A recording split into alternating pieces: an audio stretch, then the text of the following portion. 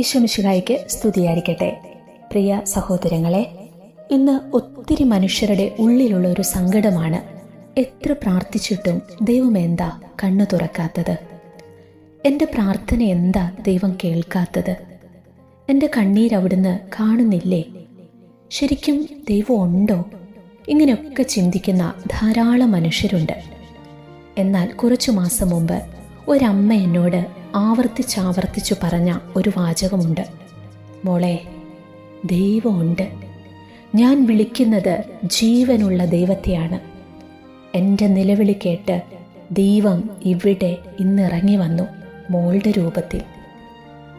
ഈ അമ്മ ഇങ്ങനെ പറയാനൊരു കാരണമുണ്ട്. കുറച്ചു മാസങ്ങൾക്ക് മുമ്പ് ഒരു ഉച്ച സമയത്ത് ഞാൻ ജപമാല ചൊല്ലിക്കൊണ്ടിരിക്കുകയാണ്. പെട്ടെന്ന് എൻ്റെ മുന്നിൽ ഒരു സ്ക്രീനിൽ കാണുന്നത് പോലെ ഞാനൊരു കാഴ്ച കാണുകയാണ്. ഞാൻ ആദ്യം പറഞ്ഞ ആ അമ്മ കരങ്ങൾ കൂപ്പി കരഞ്ഞുകൊണ്ട് ദൈവത്തോട് പ്രാർത്ഥിക്കുന്ന ഒരു കാഴ്ചയാണ്. പെട്ടെന്ന് എനിക്ക് ഈ അമ്മയെ മനസ്സിലായില്ല കേട്ടോ. ഏതാണ് ഈ അമ്മ? ഈശോ കാട്ടിത്തരുന്ന ഈ മുഖം എനിക്ക് നല്ല പരിചയമുണ്ടല്ലോ. ഞാൻ അങ്ങനെ ചിന്തിച്ചുകൊണ്ട്, എന്തിനാണ് ഈ അമ്മ ഇങ്ങനെ കരയുന്നത്? ഈ ഒരു പിക്ചർ ഈശോ എനിക്ക് എന്തിനാണ് ഇങ്ങനെ കാട്ടിത്തരുന്നത്?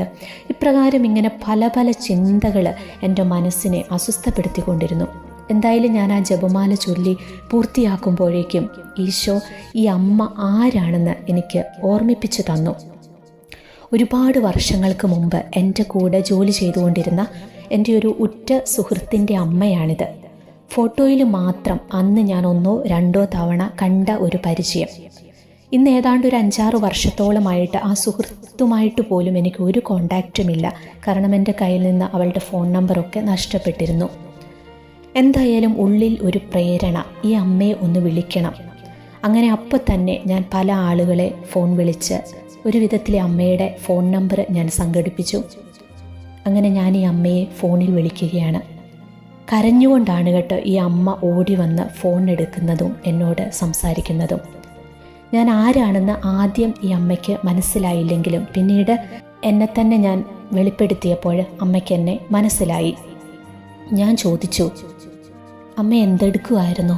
അപ്പം ഈ അമ്മ പറഞ്ഞു, ഞാൻ പ്രാർത്ഥിക്കുകയായിരുന്നു മോളെ. കുറേ നേരമായി ദൈവതിരുസന്നിധിയിലിരുന്ന് ഞാൻ എൻ്റെ അപ്പനെ വിളിച്ച് പ്രാർത്ഥിക്കുകയായിരുന്നു. അപ്പം ഞാൻ ചോദിച്ചു, അമ്മ എന്തിനാണ് കരയുന്നത്? ഈശോ എന്നോട് പറഞ്ഞിട്ടാണ് ഞാൻ അമ്മയെ ഇപ്പം വിളിച്ചത്. അമ്മ സങ്കടപ്പെട്ടിരിക്കുന്നതും അമ്മ കരയുന്നതും പ്രാർത്ഥിക്കുന്നതും ഒക്കെ ഈശോ എനിക്ക് കാട്ടിത്തന്നു. അതുകൊണ്ടാണ് ഞാൻ അമ്മയെ വിളിച്ചത്. അമ്മയുടെ സങ്കടം എന്താണെന്ന് എന്നോട് പറ. അപ്പോൾ ഈ അമ്മ മനസ്സ് തുറക്കുകയാണ്. ദൈവസന്നിധിയിൽ അമ്മ കണ്ണീരൊഴുക്കി പ്രാർത്ഥിച്ചത് എന്തിനായിരുന്നെന്നോ? വീട്ടിലേക്കുള്ള ആഹാര സാധനങ്ങളെല്ലാം തീർന്നിരുന്നു. സുഖമില്ലാതെ കിടപ്പിലായി പോയ ഏകമകൻ. അന്ന് രാത്രി ഈ മകന് കൊടുക്കാൻ വീട്ടിൽ ഒന്നുമില്ല.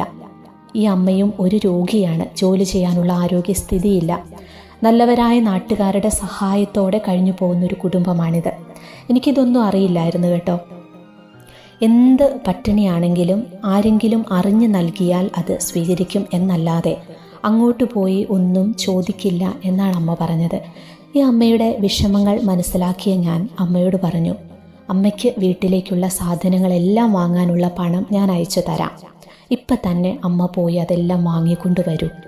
ഇനി എന്തെങ്കിലും ആവശ്യം വന്നാൽ ഈ വാട്സപ്പ് നമ്പറിൽ അമ്മ എനിക്കൊരു മെസ്സേജ് അയച്ചാൽ മാത്രം മതി എന്ന് പറഞ്ഞ് ഞാൻ അമ്മയെ ആശ്വസിപ്പിച്ചു.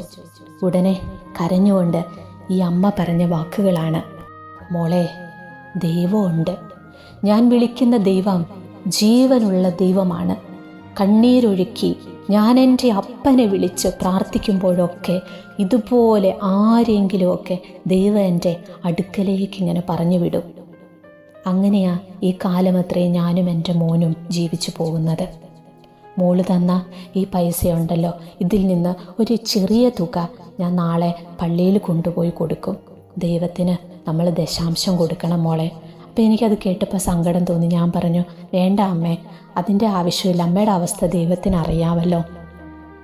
അപ്പോൾ ഈ അമ്മ വീണ്ടും പറയുക, അത് പാടില്ല മോളെ, നമുക്കൊരു 100 രൂപയെ നമ്മുടെ കയ്യിലുള്ളെങ്കിലും അതിൽ നിന്ന് ഒരു ചെറിയ ശതമാനം നമ്മൾ ദൈവത്തിന് കൊടുക്കണം. അങ്ങനെ പറഞ്ഞ അമ്മ സന്തോഷത്തോടു കൂടി ആ ഫോൺ വയ്ക്കുമ്പോൾ അതിനു മുമ്പ് അമ്മ ഒരു കാര്യത്തോടെ പറഞ്ഞു, മോളെ, ഞാൻ എന്നും ഞാൻ മരിക്കുന്നോടം വരെ മോൾക്ക് വേണ്ടി ഞാൻ പ്രാർത്ഥിക്കും, എൻ്റെ പ്രാർത്ഥനയിൽ മോളുണ്ടാകും. അങ്ങനെ നിറഞ്ഞ മനസ്സോടെ എന്നെ അനുഗ്രഹിച്ചാണ് ആ അമ്മ ഫോൺ വയ്ക്കുന്നത്. ആ ഫോൺ വെച്ച ഉടൻ തന്നെ ഞാനൊരു പേപ്പർ എടുത്ത് ഇങ്ങനെ എഴുതി, ജീവിതത്തിൽ പെട്ടുപോയി എന്ന് തോന്നുന്ന ചില നിമിഷങ്ങൾ നമ്മുടെ എല്ലാവരുടെയും ജീവിതത്തിലുണ്ട്. ഇനി എന്ത് എങ്ങനെയെന്നോർത്ത് പകച്ചു നിൽക്കുമ്പോൾ നമുക്ക് നേരെ നീട്ടുന്ന ചില കരങ്ങളില്ലേ, അവരിൽ ദൈവത്തിൻ്റെ മറ്റൊരു മുഖമുണ്ട്. ഞാൻ മുട്ടുകുത്തി മനസ്സ് നിറഞ്ഞന്ന് ദൈവത്തിന് നന്ദി പറഞ്ഞു. എന്തിനാണെന്നോ? ഈശോയുടെ സ്നേഹത്തെ ഓർത്ത്, ഈശോ ഓരോരുത്തരോടും കാണിക്കുന്ന കരുതലിനെ ഓർത്ത്, വിദൂരങ്ങളിൽ എവിടെയോ ഇരുന്ന് കരഞ്ഞു പ്രാർത്ഥിച്ച ആ അമ്മയുടെ പ്രാർത്ഥന കേട്ട് ദൈവം ഇറങ്ങി വന്നതിനെ ഓർത്ത്, ആ അമ്മയെ എൻ്റെ മുന്നിൽ എത്തിച്ചതിനെ ഓർത്ത് ഈശോയ്ക്ക് നന്ദി പറയാൻ ഒരുപാട് കാരണങ്ങളായിരുന്നു അന്ന്. നമ്മുടെ ദൈവം എത്ര കാരുണ്യവാനാണ് അല്ലേ പ്രിയ സഹോദരങ്ങളെ. ഇതുപോലുള്ള അനുഭവങ്ങൾ നിങ്ങളുടെ ജീവിതത്തിലും ഉണ്ടായിട്ടില്ലേ? ഇനി ആരും ചിന്തിക്കരുത് കേട്ടോ, ദൈവം എൻ്റെ പ്രാർത്ഥന കേൾക്കുന്നില്ലെന്ന്, എൻ്റെ കണ്ണീര് കാണുന്നില്ലെന്ന്. അവിടുന്ന് നമ്മുടെ ജീവിതത്തിൽ ഇടപെടുക തന്നെ ചെയ്യും. തക്ക സമയത്ത് അവിടുന്ന് ഇടപെടും നമ്മുടെ ജീവിതത്തിൽ. ഇതൊരൊറ്റ അനുഭവം മാത്രമാണ് ഞാൻ നിങ്ങളോട് പങ്കുവച്ചത്. ഇതുപോലെ ദൈവത്തിൻ്റെ സ്നേഹം അനുഭവിച്ചറിഞ്ഞ അനേകം അനുഭവങ്ങൾ എൻ്റെ ജീവിതത്തിലുണ്ട്. ഒരു കാര്യം മാത്രം നിങ്ങൾ ഓർത്താൽ മതി. ഇന്നെല്ലാം തകർന്നുവെന്നോർത്ത് നിങ്ങൾ വിഷമിക്കുകയാണെങ്കിൽ ഓർത്തോളൂ, സർവ്വസമ്പത്തിൻ്റെയും ഉടയവനായ കർത്താവ് നമ്മുടെ ജീവിതത്തിൽ ഇടപെടാൻ തക്കവിധം ശക്തനാണ്. നിസ്സഹായതയുടെ രാത്രി അനുഭവങ്ങളിൽ അവിടുന്ന് നമുക്കരികിൽ വരുമെന്നോർക്കാം. നമ്മെ ആശ്വസിപ്പിക്കാനും നമുക്കായി അത്ഭുതങ്ങൾ ചെയ്യാനും പുതിയ വഴികൾ തുറക്കാനും എല്ലാം അവിടത്തേക്ക് സാധിക്കും. പ്രഭാഷകന്റെ പുസ്തകം 11-ാം അധ്യായം 21-ാം തിരുവചനം, ദരിദ്രനെ സമ്പന്നനാക്കാൻ കർത്താവിന് ഒരു നിമിഷം മതി. വചനം നമുക്ക് ഉറപ്പ് തരുന്നുണ്ട്. യേശുക്രിസ്തു ദാരിദ്ര്യത്തിൻ്റെ പുൽത്തൊട്ടിയിൽ ജനിച്ചത് നമ്മെ സമ്പന്നരാക്കാൻ വേണ്ടിയാണ്. ദാരിദ്ര്യവും സാമ്പത്തിക ഞെരുക്കങ്ങളും കടബാധ്യതകളും ഉണ്ടാകുമ്പോൾ ഇതെല്ലാം ദൈവം തന്നതാണെന്ന് പറഞ്ഞ് തളർന്നിരിക്കരുത്. പകരം വിടുതൽ ലഭിക്കുവാൻ യേശുക്രിസ്തുവിലേക്ക് നോക്കുക, കണ്ണീരൊഴുക്കി പ്രാർത്ഥിക്കണം.